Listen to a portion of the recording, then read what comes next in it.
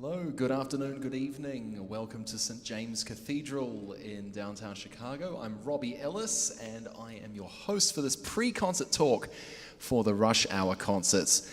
And I've got half of one of my favorite groups in Chicago here, plus a composer who has a world premiere today. So let me just introduce everybody. We have Elbio Barilari, composer, professor at the University of Illinois in Chicago, label boss, impresario, boss of Delmark Records, and two members of the KAIA string quartet, Amanda Grimm, who's the viola, and Victoria Moreira, who is first violin, and they can speak to the great music that we have on the program today.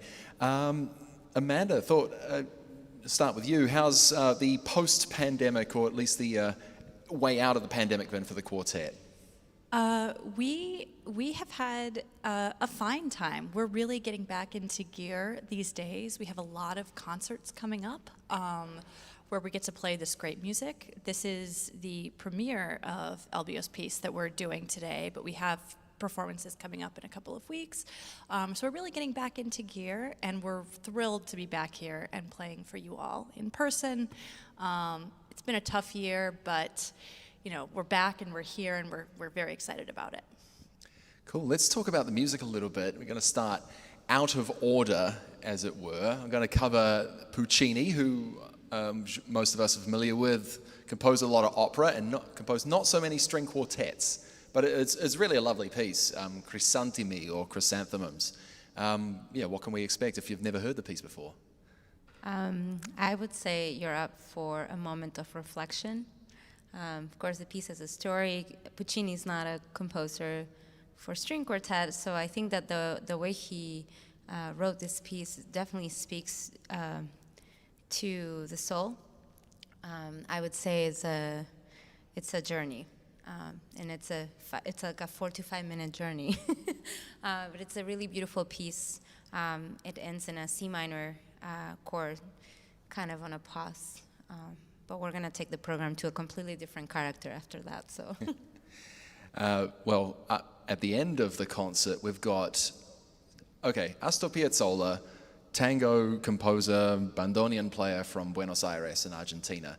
I'm going to blame KAIA for Quartet for this. You're part of something where you're always surprising me with, I think I've heard like all these pieces by Piazzolla, and then there's something new that you'll come up with that I'd never heard of before. And this piece, Escualo, I looked it up. Victoria, I'm guessing as the first violinist, you've got quite a task ahead of you for that piece. Yeah, I have a lot of notes. So it's a violin feature, particularly, originally. Yes, I actually will tell you there's a little bit of a selfish reason why we play this piece. When you know, we always pick things together, and I said, hey, you guys, this piece is really good. And I will admit, I do think that Piazzolla used candombe rhythms for this particular piece, and candombe being from Uruguay, and I'm being from Uruguay, I thought, well, there you go. There's a really good connection there. Yeah. And arranged by your dad? My dad. Gerardo Moreira, or Gerardo, or Gerardo? Gerardo. I know he's got a Brazilian connection as well, so I'm not sure, who's done a lot of arranging for KAIA as well. Yes.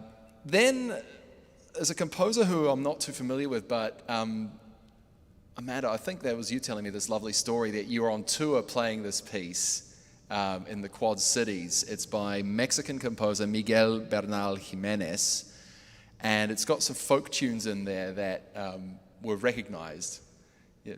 I can take over. Oh, so was it? Yeah. This particular quartet, it was originally named Colonial Quartet. Virreinal is from the, what is the word in English? It's the vice royalty. Exactly. So, like way back in the day before independence, Mexico was the vice royalty of New Spain, and so. Yeah. So there are a lot of elements of, Baroque, classical, Baroque, especially Baroque dances. But Bernal Jiménez used direct quotes of children's song, folk Mexican children's songs. The first movement quotes a song that's called A la víbora de la mar. And the second movement quotes a song that's called Naranja Dulce. Now the anecdote was we were playing in this concert series in Quad cities, and there's a pretty large Mexican community, and we did a little talk before the piece, and we started playing this quartet, which any time that we play it, most people don't know it. And in the audience there were many kids, and they all kind of jump up in the middle because they all could recognize the songs. We just thought that was a beautiful moment. But just checking, I mean, you two are from Uruguay, these tunes are from Mexico, and I mean, both Spanish-speaking places, but you'd never heard "A la Viva de la Mar," you never heard that before? Like I didn't. I don't know about Elbio. No? That's a folk song, no? No. No? Okay, so, yeah, very particularly Mexican folk songs, it seems. Yeah, so Miguel Bernal Jiménez, composer I hadn't come across before. He lived from 1910 to 1956, born in Moreira in the state of Michoacan, so quite a big Michoacan community here in Chicago. And he wrote a lot of religious music, including an organ concerto, which has some interesting sounds to it. It's on Spotify, I've found that. When he died, he was for many years the dean of a Catholic university in New Orleans. That for over 20 years he lived in New Orleans. He was the dean of a Catholic university there. He was very involved with church music. I should very much know to go to Elbio Barilari, host of Fiesta on WFMT. He's got an encyclopedic knowledge of Latin American composers. Well, perfect time to come to you because there is a world premiere on the program today. And what have you called it? Well, it's called Tango Suite. Actually, if I find a better name, I will change it. He'll take suggestions afterwards. Yeah. Because I found titles for each movement using lunfardo words. That lunfardo is the slang from Rio de la Plata, from the old times. I don't like you for that because I plugged them into Google Translate, and that sort of Spanish, Google Translate doesn't recognize it. In the program, we translated. Yeah. In the program, I explained what those words mean. I couldn't find a lunfardo word to title the whole piece. Probably is better than. The idea, I have been working in this fusion of classical music and tango music forever. I was trained as a classical composer, but I also love popular music in all forms, and jazz and blues. By the way, I'm not the boss at Delmar Records. She's the boss. I am the artistic director. Thank you for clarifying the titles, yes. Let's put... And I like all type of classical, popular music from all cultures. Sometimes I don't use any popular references in some pieces, but especially I use a lot of tango. This is probably my fifth or sixth piece, including tango influences. And a lot of them have been done and recorded by the KAIA String Quartet. They recorded at least one, and they recorded another one that has milonga, which is very close to tango. In this particular piece, I tried to pay some tribute to tango composers from Uruguay, people that I knew, people that encouraged me, people that influenced me. Normally you hear people saying Argentine tango, okay? Well, tango is not Argentine and it's not Uruguayan. It's a tango, it's a music from two towns. It's urban music from Buenos Aires and Montevideo. Argentina and Uruguay are pretty much the same country with two flags, but the culture is very, very, very, very similar. And when you hear us talking, we have the same accent and everything, but we have two different flags and two different soccer teams, which is key over there. Even the flags are sort of similar. They're very similar. Yeah. And the history is a common history. But there is, of course, a huge presence of Uruguayan tango, And many of the most important Uruguayan tango players were to work in Buenos Aires because, of course, Buenos Aires is several times bigger than Montevideo and always was. But and there is also a lot of traffic. Piazzolla was living in Uruguay part of the year, every year. I worked with Piazzolla as an intern. He composed Escualo in Punta del Este when he was living in Montevideo, in very close to Punta del Este. And Escualo means shark. Escualo is the family of the sharks. And Piazzolla was a fanatic shark fisherman. And I went with him to... Like spearfishing, is that right? No, with a reel. Oh, okay. With a big reel with a capstan like this. And I went with Piazzolla to fish some shark. We couldn't catch any. But that's why Piazzolla used Uruguayan rhythms, because he composed that piece in Uruguay. And in my piece, and I describe that in the liner notes, I want to pay some tribute to composers from my country that influenced me a lot, as well as Piazzolla and another great Argentine tango musician, Horacio Salgán. I knew both of them encouraged me. You need to see or imagine the tango tradition is very narrow because it's limited to two countries, Uruguay and Montevideo. But it's traveled so far. I mean, it's popular in so many places in the world. It's influenced other composers. I thought I'd ask the players if there are some moments that we can listen out for in Elbio's new Tango Suite across the four movements. There's some great stories about rehearsing this, or I know, yeah, the world premiere. I have one. Yeah. So I think listening, it's hard for me to, see this piece with like fresh ears, because I do understand and see a lot of where he was coming from when writing the piece. But we kind of nickname a lot of sections depending on the sonority that he was going for. In fact, we have like the Debussy section and some like Fauré section, and just going after certain string sounds that we were looking for. So that's kind of like a inner quartet thing that we did. It's not in the score.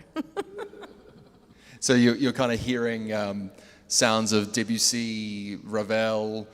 I mean, obviously what the players hear and what the audience hear can be quite different to what the composer intends, but are there any string quartets that you think Elbio has resembled accidentally or otherwise? Well, I don't know about string quartets, but you were referencing Khachaturian.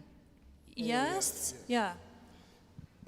Actually, when I use a reference, it's always very, very, very, very far. Okay? It's never something literal. It's very rare that I use a folk tune. When I evoke some type of folk sound, it's mostly like imaginary folk, like Bartók. And there is one part, like a waltzy feeling, like a waltz, but it's in 6/8, that it reminded me when I was working of some part of the Khachaturian flute concerto. But there are many connections between Slavic music and Rio de la Plata music, because remember that Uruguay and Argentina are immigrant countries, and then when you see the list of the orchestras, the musicians of the orchestras in the 1910s, 1920s, most of the violin players were Jews coming from Russia, from Hungary, or Hungarians or Russians, non-Jews, but many of them were Jews. And many of the singers, many of the pianists were Italian. There is a very, very strong influence of European and also Central European gypsy type of sound in tango music. I always think that Buenos Aires, Montevideo, Spanish, it sounds like Neapolitans speaking yeah, Spanish. yeah. Like they just like come straight from Naples, and it's all that. They're very that's particular Italian. Well, accent. and my line name is Barilari. That's from Genoa. Yeah. And when we speak Italian, you see that we sound when we speak Spanish, it sounds completely different to the Mexicans or to the other Latin Americans. It's like Spanish with Italian accent, really. Yeah. Well, hopefully we can hear some of that accent in Elbio Barilari's new Tango Suite. Concert's going to start at 5:45. We are at 5:32 now. Just a quick little notice about upcoming concerts. There's a Dame Myra Hess memorial concert tomorrow. You can't go in person just yet to those, but you can listen on the radio, WFMT. It's a program for Bastille Day, entirely French, from Rolando Rolim on piano. And then next week here, I can't be here because my day job, but Christina Lin will be hosting the pre-concert talk. And it's a piano quartet, so some great familiar faces if you've been coming to these concerts regularly. There'll be music by Caroline Shaw as well as Johannes Brahms' third piano quartet. Please give a round of applause for Victoria Moreira, Amanda Grimm, and Elbio Barilari. And don't forget to listen to Fiesta in WFMT, Saturdays at 7 p.m. We normally only with play Elbio Barilari. We normally only play your promos on Fridays and Saturdays, but yes, Saturday 7 p.m. for Fiesta with Elbio Barilari on WFMT. Yeah. All right. Thank you very much.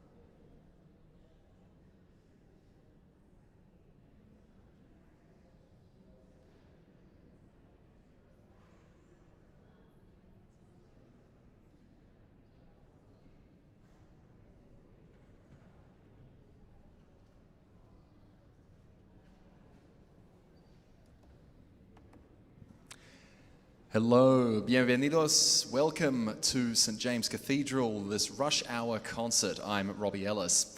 Rush Hour concerts are presented by the International Music Foundation, which is grateful for support from the KAIA, Rush Hour Concerts exclusive media sponsor, the National Endowment for the Arts, and the Illinois Arts Council.